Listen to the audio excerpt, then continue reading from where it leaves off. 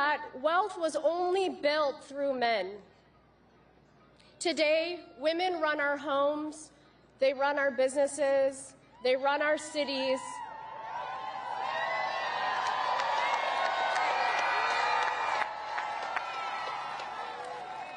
And soon, they'll run this country.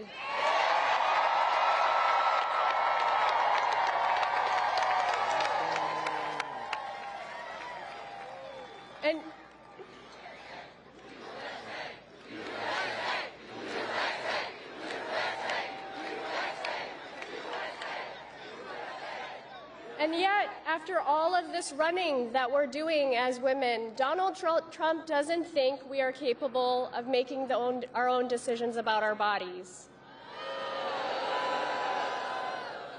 Kamala Harris will protect and expand our rights and bring America forward, not back. For when we support women, when we support our families, we support our communities. This election, we have a chance out there. We have a chance to elect someone who sees us as more than birthers and vessels to their own wealth. Someone who protects women and families. Donald Trump wants to take us back, but to my daughter, for those who fought for us to get to the rights that we have today, we are never going back.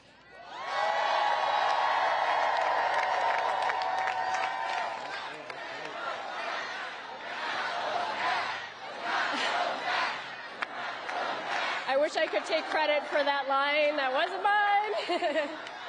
Vice President Harris cares about every American like they are family. And I'm frankly tired of being the stepping stone for others to get rich. While Kamala Harris is fighting for us, Donald Trump couldn't care less about families like us. He's never known what it's like to worry about groceries and how much groceries even cost. His plan for a Trump sales tax would send costs skyrocketing, costing families nearly $4,000 a year for basic necessities. You've heard it again and again today. We need to turn the page on Trump.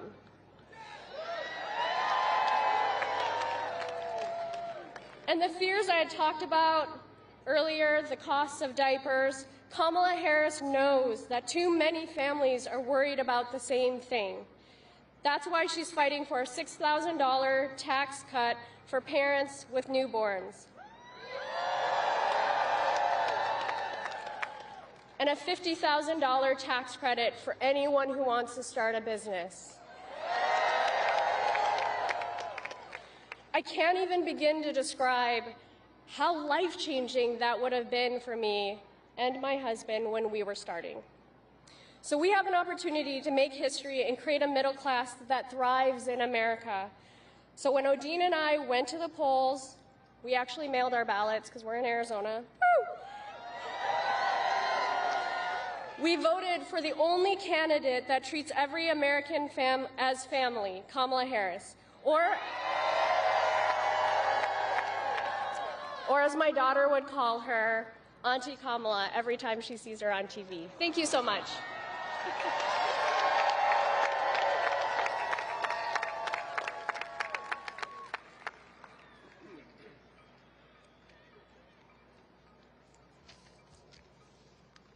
Hello, my name is Bob Lang.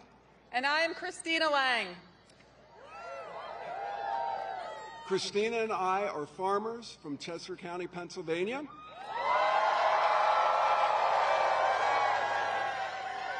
We live on our family farm that's been in my family since 1896. And we have been lifelong Republicans.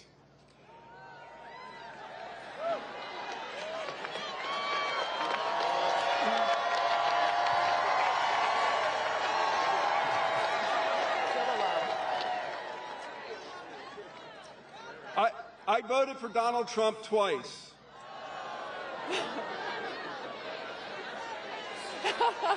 It made sense because I was a Republican, and that's what we did.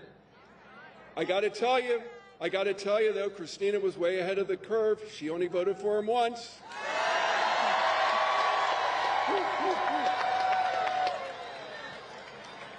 But it's very clear that Donald Trump doesn't care about helping hardworking people like us. He only cares about what's good for him and the super rich people that he touts to. He's too focused on seeking revenge and retribution to care about what we need. We deserve better. It's time to turn the page.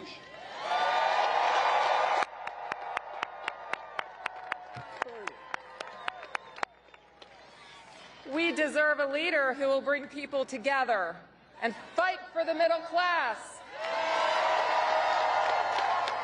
Not someone who tries to divide us. And that's why Bob and I are both proudly voting for Kamala Harris.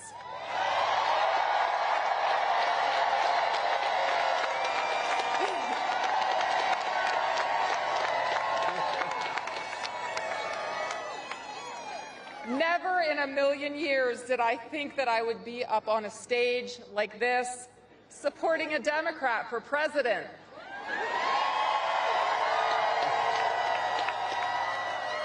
But enough is enough.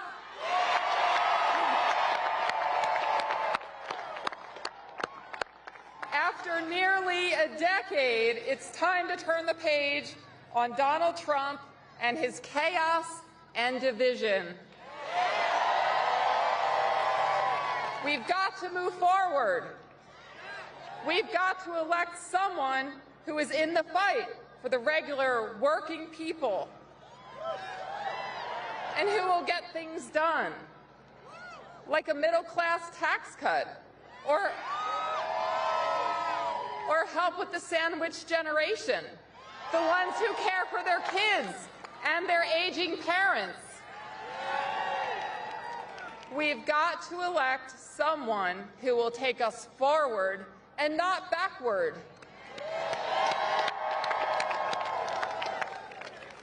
There's more at stake at this election than in any other election in my lifetime. And the choice for us and for millions of Republicans across this country is simple.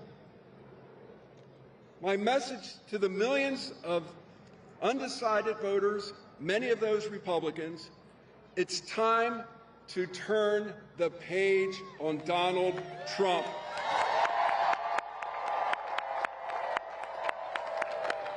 Kamala Harris will be a president for all Americans. Let's elect Kamala Harris!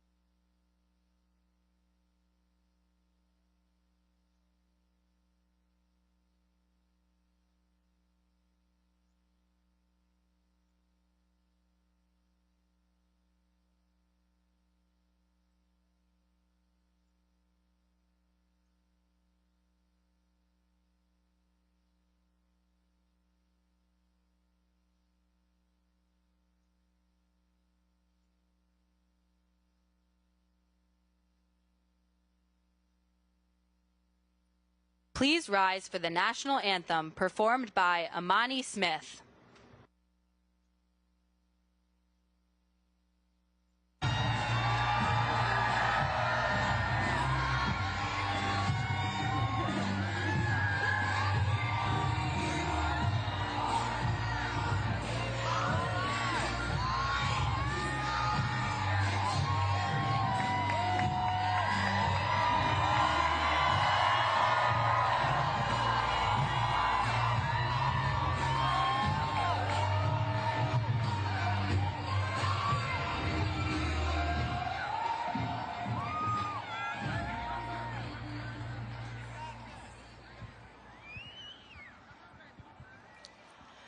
Oh, say, can you see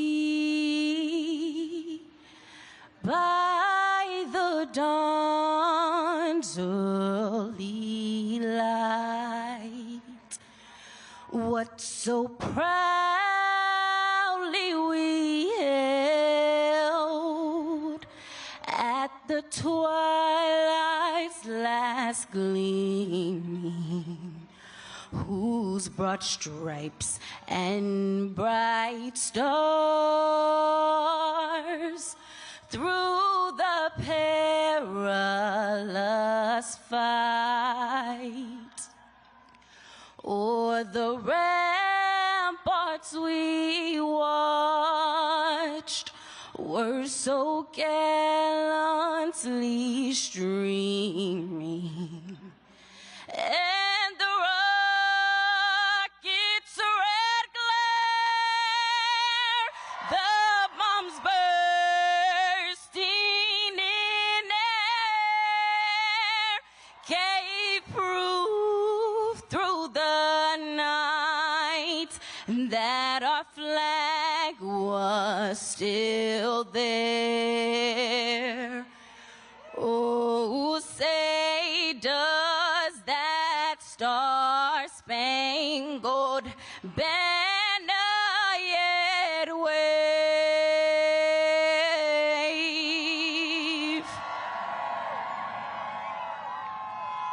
o'er the land of the free and the home of the brave?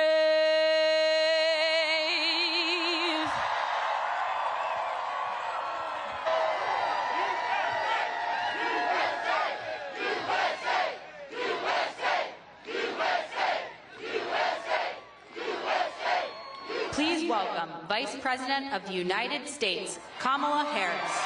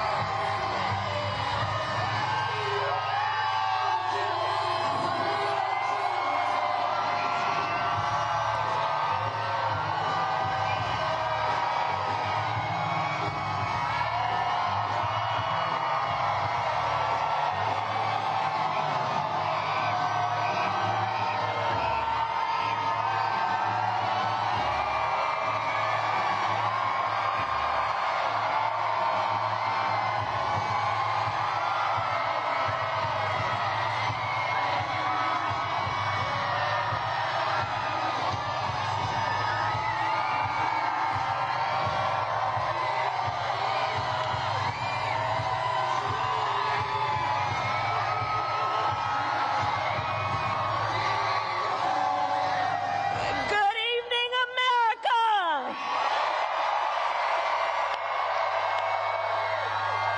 Good evening, everyone. Good evening, and thank you for taking the time out of your busy lives.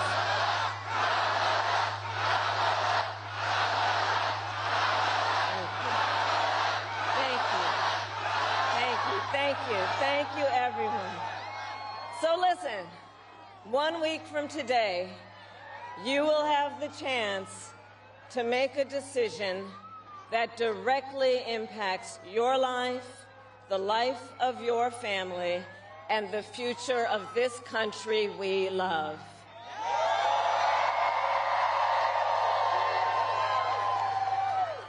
And it will probably be the most important vote you ever cast.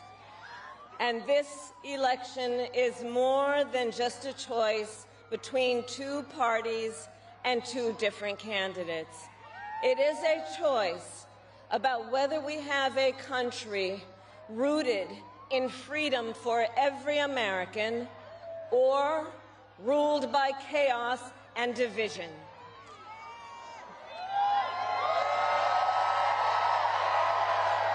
Many of you watching have probably already cast your ballots.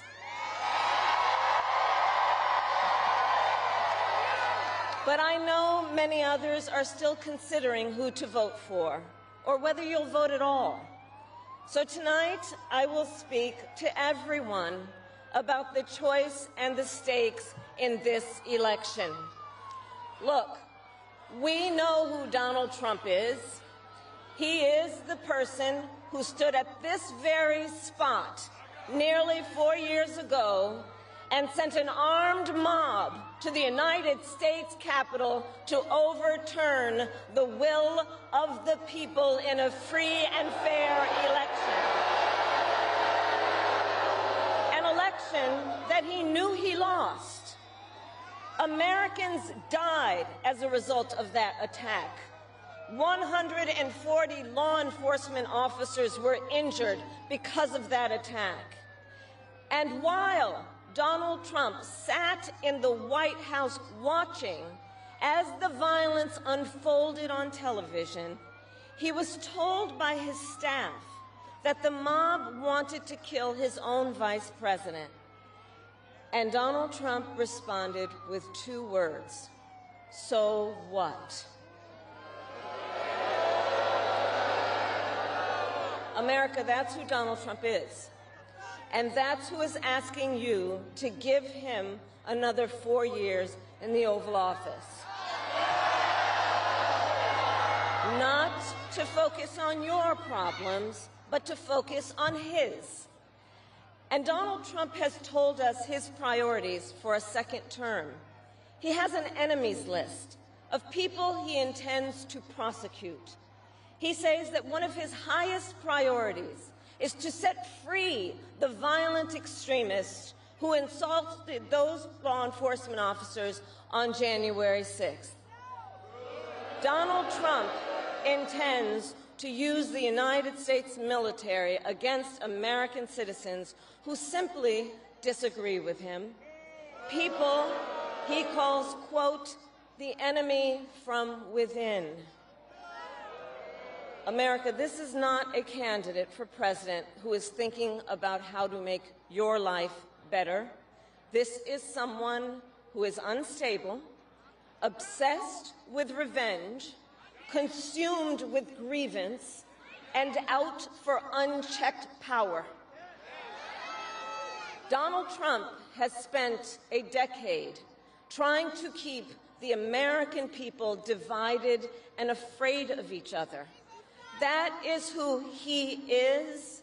But America, I am here tonight to say that is not who we are. That is not who we are.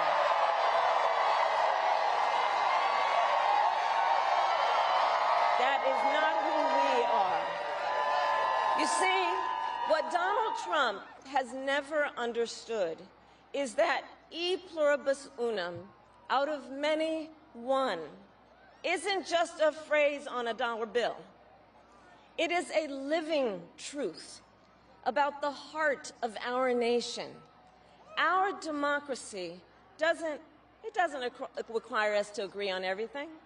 In fact, we like good arguments from time to time. Just think of your own family, right?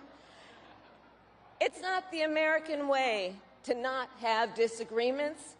We don't shy away from robust debate. In fact, we like a good debate, don't we? We like a good debate.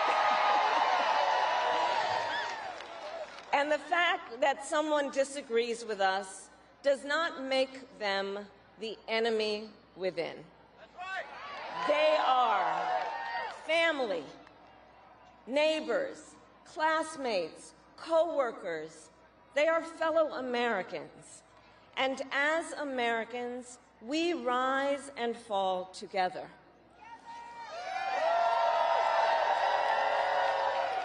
America, for too long, we have been consumed with too much division, chaos, and mutual distrust. And it can be easy then to forget a simple truth. It doesn't have to be this way. It doesn't have to be this way. It is time to stop pointing fingers. We have to stop pointing fingers and start locking arms. It is time to turn the page on the drama and the conflict, the fear and division. It is time for a new generation of leadership in America.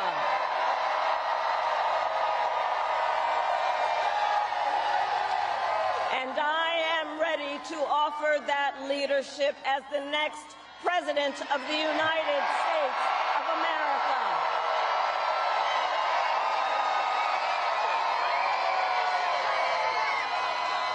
Now look, let me say, I recognize this has not been a typical campaign.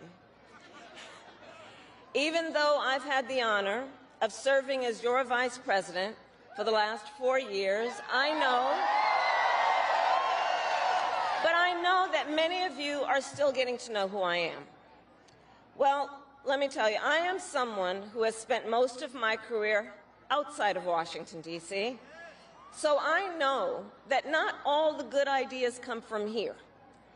I am not afraid of tough fights against bad actors and powerful interests, because for decades, as a prosecutor and a top law enforcement officer of our biggest state, I won fights against big banks that ripped off homeowners, against for-profit colleges that scammed veterans and students, against predators who abused women and children, and cartels that trafficked in guns, drugs, and human beings. And I did this work because for as long as I can remember, I have always had an instinct to protect. There's something about people being treated unfairly or overlooked that frankly just gets to me. I don't like it. It's what my mother instilled in me, a drive to hold accountable those who use their wealth or power to take advantage of other people. The drive to protect hardworking Americans who aren't always seen or heard and deserve a voice, and I will tell you that is the kind of president I will be.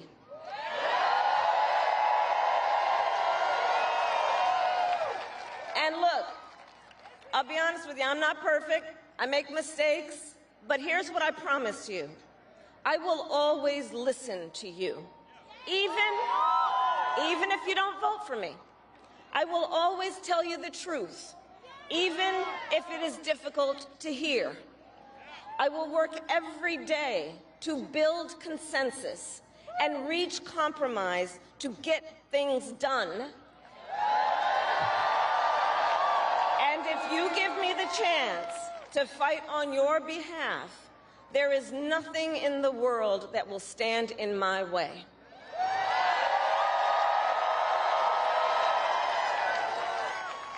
So look, in less than 90 days, either Donald Trump or I will be in the Oval Office.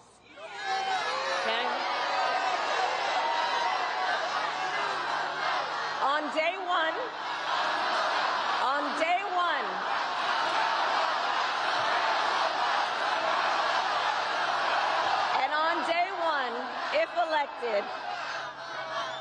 On day one, if elected, Donald Trump would walk into that office with an enemies list. When elected, I will walk in with a to-do list full of priorities of what I will get done for the American people. And I will work with everyone, Democrats, Republicans, and independents, to help Americans who are working hard and still struggling to get ahead. I have been honored to serve as Joe Biden's vice president. But I will bring my own experiences and ideas to the Oval Office. My presidency will be different because the challenges we face are different. Our top priority as a nation 4 years ago was to end the pandemic and rescue the economy. Now, our biggest challenge is to lower costs that were rising even before the pandemic and that are still too high. I get it. I still remember our mother sitting at that yellow Formica table, late at night, cup of tea in hand, a pile of bills in front of her, trying to make it all work. And I've heard from so many of you who are facing even greater financial pressures. Donald Trump's answer to you is the same as it was the last time. Another $1 trillion in tax cuts for billionaires and big corporations. And this time, he will pay for it with a 20% national sales tax on everything you buy that is imported. Think about it. Clothes, food, toys, cell phones. A Trump sales tax that would cost the average family nearly $4,000 more a year. And on top of that, you will pay even more if Donald Trump finally gets his way and repeals the Affordable Care Act, which would throw millions of Americans off their health insurance and take us back to when insurance companies had the power to deny people with pre-existing conditions. Well, we are not going back. We are not going back.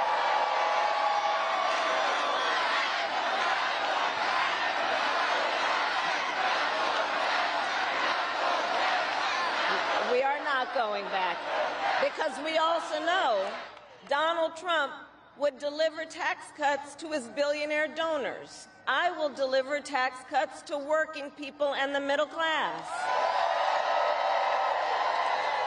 I will make sure you have a chance not just to get by, but to get ahead.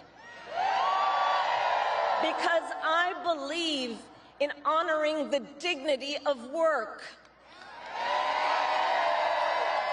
I will enact the first ever federal ban on price gouging on groceries. Cap the price of insulin and limit out-of-pocket prescription costs for all Americans.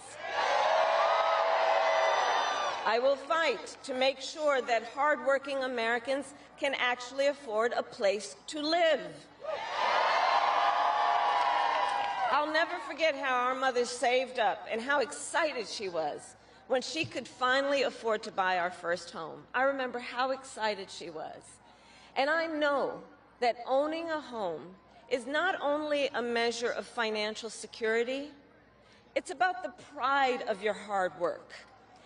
And as president, I will fight to help first-time home buyers with your down payment, take on the companies that are jacking up rents, and build millions of new homes. For years, we have heard excuses about why America can't build enough housing. Enough with the excuses. I'm going to cut the red tape and work with the private sector and local governments to speed up building and get it done. And the cost of housing isn't the only financial pressure on middle-class families. I have met so many young people who have a natural desire to parent their children well, but not always the resources to do it. So I'll fight for a child tax credit to save them some money, which will also lift American children out of poverty. I'll work to lower the cost of childcare, which is out of reach for too many working families today. And for too many people in the sandwich generation, who are raising young children and taking care of a parent. Juggling all of it is extremely difficult. You know, I took care of my mother when she got sick, cooking food that she had a taste for, finding clothes that would not irritate her skin, and understand, as I do, that caregiving is about dignity. It is about dignity. And currently, if you need home care and you don't have some money to hire someone, you and your family need to deplete your savings to qualify for help. That's just not right. So we're going to change the approach and allow Medicare to cover the cost of home care so seniors can get the help and care they need in their own homes. Now, Donald Trump has a different approach. He tried to cut Medicare and Social Security every year he was president. Look, I believe that when people have worked hard their entire life, they deserve to retire with the benefits they have earned. And I believe in the fundamental freedom of Americans to make decisions about their own bodies and not have their government tell them what to do.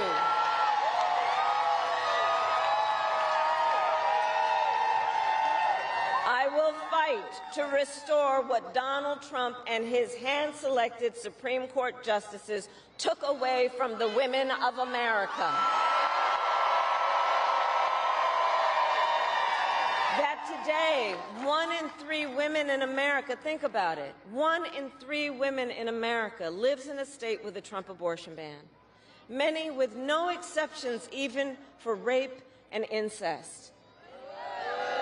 The idea that a woman who survives a crime of a violation to her body should not have the authority to make a decision about what happens to her body next, that is immoral. That is immoral. And Trump's not done. He would ban abortion nationwide, restrict access to birth control and put IVF treatments at risk, and force states to monitor women's pregnancies. Just Google Project 2025 and read the plans for yourself. And look, I think we all know one does not have to abandon their faith or deeply held beliefs to simply agree the government should not be telling her what to do with her body. Not the government. And when Congress passes a bill to restore reproductive freedom nationwide, as President of the United States, I will proudly sign it into law. Proudly.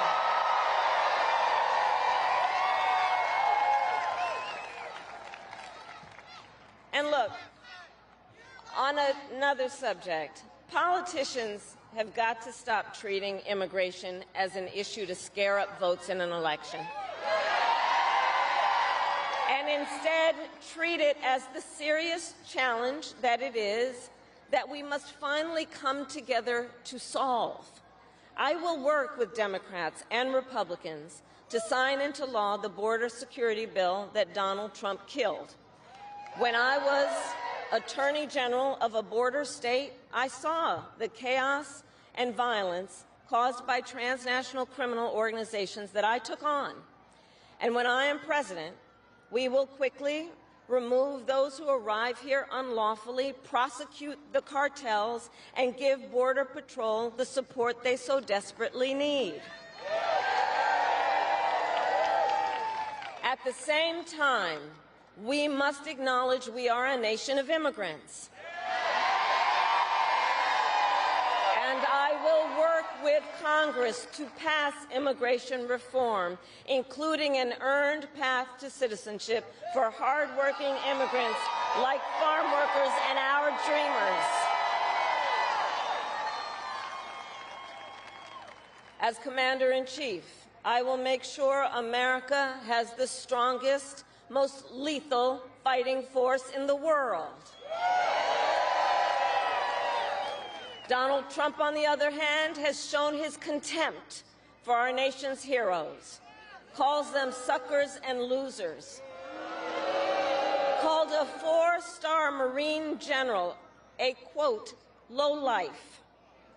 I will always honor, never denigrate, the service and sacrifice of our troops and their families, and fulfill our sacred obligation to care for them. I will strengthen, not surrender, America's global leadership. And I will stand with our friends because I know that our alliances keep American people safe and make America stronger and more secure. Look, world leaders think that Donald Trump is an easy mark, easy to manipulate with flattery or favor. And you can believe that autocrats like Putin and Kim Jong-un are rooting for him in this election.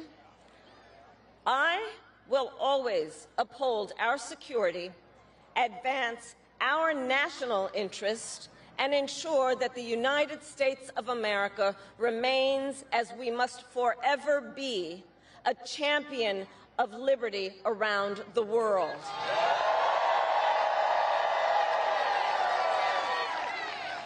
America, we know what Donald Trump has in mind.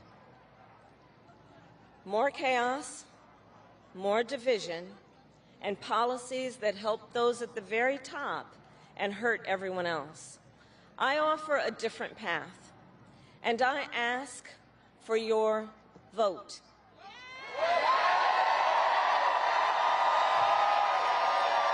And here is my pledge to you. I pledge to seek common ground and common sense solutions to make your life better. I am not looking to score political points. I am looking to make progress. I pledge to listen to experts, to those who will be impacted by the decisions I make, and to people who disagree with me. Unlike Donald Trump, I don't believe people who disagree with me are the enemy. He wants to put them in jail. I'll give them a seat at the table.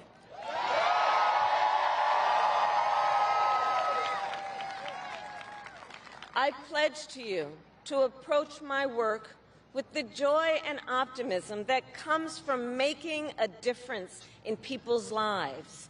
And I pledge to be a president for all Americans. And to always put country above party and self.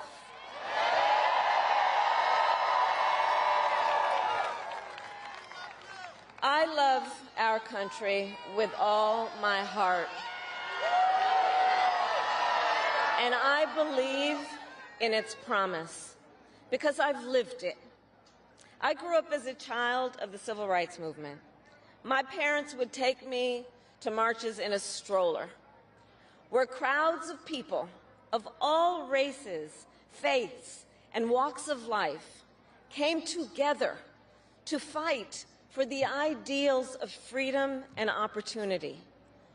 I've lived the promise of America. I saw how hard our mother worked to give her daughters the same chances this country gave her. Growing up, I was blessed to have family by blood and family by love, who instilled in me the values of community, compassion, and faith that have always defined our nation at its best.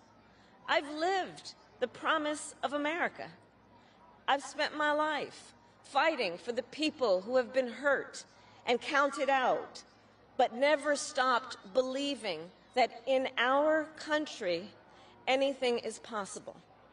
I've lived the promise of America, and I see the promise of America in all of you. In all of you. I see it. I see it in the young people who are voting for the first time, who are determined to live free from gun violence and to protect our planet and to shape the world they inherit. I see it in the women who refuse to accept a future without reproductive freedom, and the men who support them. I see it in Republicans who have never voted for a Democrat before, but have put the Constitution of the United States over party. I've seen it in Americans different in many respects, but united in our pursuit of freedom, our belief in fairness and decency, and our faith in a better future. America, I know the vast majority of us have so much more in common than what separates us. I know it. And that's why I am in this race, to fight for the people, just like I always have.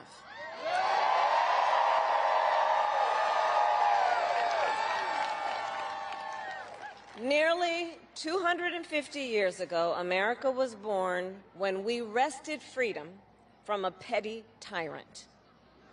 Across the generations, Americans have preserved that freedom, expanded it, and in so doing, proved to the world that a government of, by, and for the people is strong and can endure.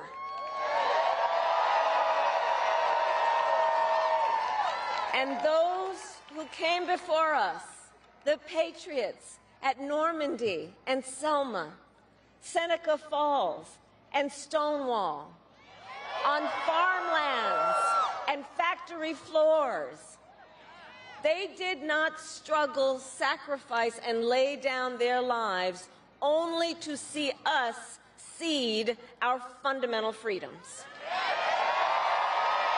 They didn't do that only to see us submit to the will of another petty tyrant.